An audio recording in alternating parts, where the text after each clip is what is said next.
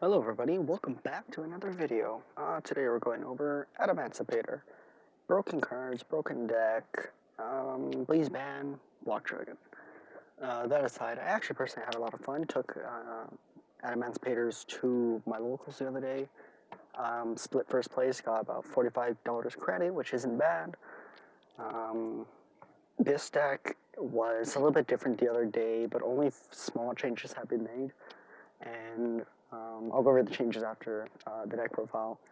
But currently, when I went against a tournament, I went against True Draco, which honestly that deck was insane because, goddamn, Monarchs Erupt at 3 is not fun to play against, and especially True Draco now, it's just, if they can get Monarchs Erupt, which the Sky opened 2 times in a row, it's not fun. But I was able to play around it and get past it. Adamancipator Mirror Match was not bad. I kind of learned a little combo with the Rodon to make Savage, and then I also realized how fragile the deck is and how well it needs to go off and how it can go off. That little explanation aside, we're going to go ahead and get right into our profile video right now. So, 3 Analyzer, 3 Seeker, nothing to be said, 3 Nibiru because Big Boy Rock go boom. Guardian at 3 to dodge hand traps. Block Dragon at 3 to dodge obvious and not even to protection and search. Adahara for the free summon for the Block Dragon, and basically all around a pretty good card. Doki Doki to 3 is obvious. So I won with 1 researcher. Currently I have 2. You don't need to break the bank actually. You really do not need more than 1 researcher because you're only going to use its effect once, and odds are you're going to win after that first round, or you're going to break their board and win after that first. And there's no really reason to keep on grinding out with researchers. It's more of a draw chance and how often you want to see it. So if you only have 1, fear not, you are still relevant. But if you want to be more meta and see it more often, get more copies. 2 Parallel Exceed, which is for Gallant Granite and Link Fodder. 2 Gigantus, a wonderful extender because Banish Rock, Summon, level 4 for Gallant, makes Repite, makes so much stuff. 1 Orion and 1 Jet Synchron, obvious is obvious. We're playing 1 Beta. You can play Beta, Gamma, or whatever the other one is. And also play, there's a Plant level 4 Earth Tuner, so you can also play that. And if you do, you're going to bump your Unexpected Die to 3. Currently, we're just playing 2. 3 Call by the Grave to dodge the hand traps. Yes, this deck can play past hand traps, but it's more often than not just protection and lets us go off, plus it sets up interruption on the other turn. We have 2 Unexpected Die, Foolish Burial for Block Dragon, and 1 for 1 for Jet Synchron. This is actually a pretty good card, saved me 1 or 2 times. Not much to be said though about it, it's pretty good. 3 Infinite Impermanence. I impermed a Doki Doki in the mirror match, and that just made me win the game. And that is kind of what essentially got me in first place. Moving on to extra deck wise. We have 1 Gallant Granite, obvious is obvious, pretty good card, and this makes the deck way more viable and consistent. Link Cross for the token spam. Union Carrier for Block Dragon, and if you put Buster Lock in it, you can play it. I personally didn't because I never really saw able to do it yet, but I'm still learning the deck.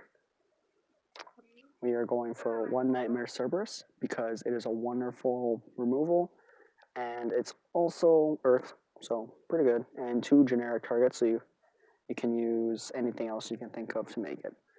IP, so during our opponent's turn, we can make responses like Apollosa, or when we can also make Unicorn and Pitch, so pretty good. Broken, I like her. Needle Fiber, pretty good card, must have at least 1 copy. It's mandatory in this deck. Unicorn for the responses, so we can get rid of the opponent's cards.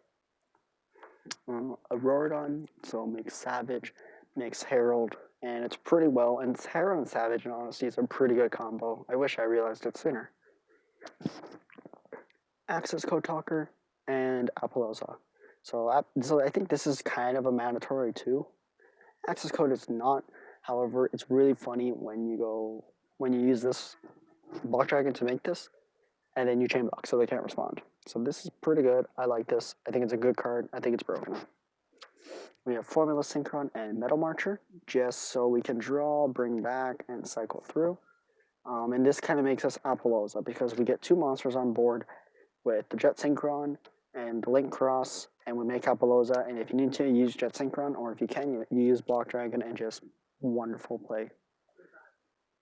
We also play a Herald, obviously, a Repite, obvious, and a Savage. You don't need to play Savage. You can play Dread Guide instead, or Crystal Wing if you really want Monster Energy instead. However, if you have Apollosa, do not play Crystal Wing, play Drag Guide, because you already got enough Monster Negates in the deck as it is, especially with Kokamira Guardian. Moving on to side deck wise, what I think is kind of relevant in this format. Droll Lockbird hits dinos. I didn't realize how much it hurts them, but if they're playing Synchro Dinos or even just pure dinos, Fossil Egg or Search Oviraptor. Okay, Droll. And they just look. So unless they have UCT in hand, they're not really going to go far.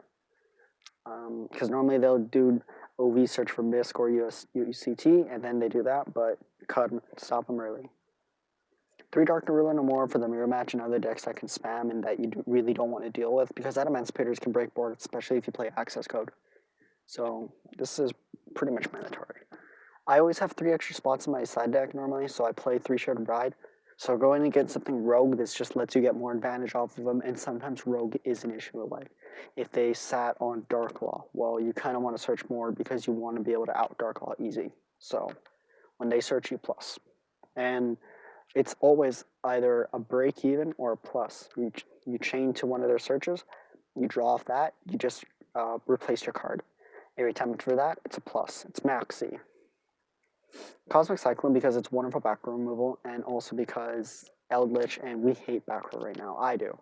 I hate all back row decks because you big monkey. Just kidding, but yeah. And 3 Evenly Match. Evenly Match broken, beautiful card, wonderful card, and saved me so many times and will continue to save me.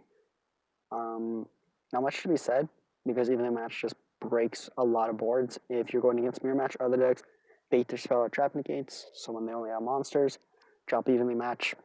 They pretty much just scoop because you'll be able to recover and then kill them, especially if you're playing Adamancipator, because all you need is 1 continuation. If they keep Apollosa, well, if you got a perm, you kind of win. Not much to be said about this. Showing a combo for this deck isn't really the best, simply because it's always RNG based on what you get.